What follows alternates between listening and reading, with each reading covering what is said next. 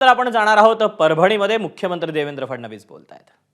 दीदींनी मनावर घेतलाय या ठिकाणी माझ्या लाडक्या बहिणींना केवळ लाडक्या बहिणी ठेवायचं नाही आहे, माझ्या लाडक्या बहिणींना लखपती दीदी बनवायचं आहे। महाराष्ट्रामध्ये 50 लाख लखपती दीदी झाल्या। दीदी आमच्या मेघना दीदींनी त्यात 1 लाख लखपती दीदी या परभणी जिल्ह्यातनं केले आहे। आता यावर्षी 1 कोटीपर्यंत आपण पोहोचणार आहोत।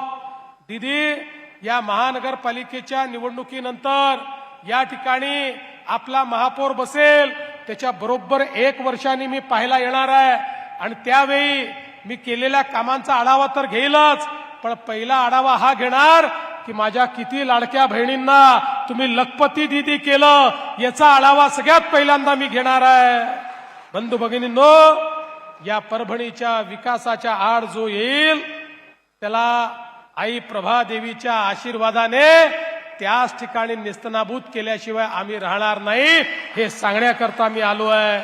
आणि म्हणून खऱ्या अर्थानं प्रभावतीच्या या नगरीमध्ये माझी आपल्या सर्वांना विनंती आहे, किती वर्ष आपण जुना इतिहास सांगणार आहोत, आता भविष्य तयार करण्याची वेळ आली आहे। इतिहासात जगणारे हे इतिहासातच मरून जातात। इतिहास लक्षात ठेवायचा असतो, इतिहासाचा सन्मान करायचा असतो, पण भविष्याचा मार्ग हा आपल्याला कोरून काढायचा असतो।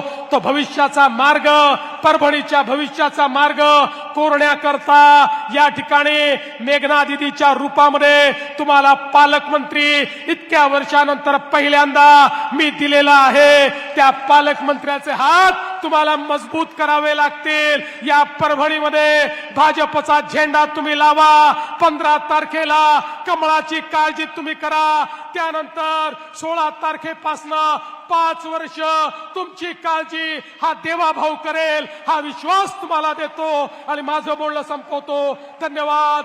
जय हिंद, जय महाराष्ट्र। एबीपी माझा, उघडा डोळे बघा नीट।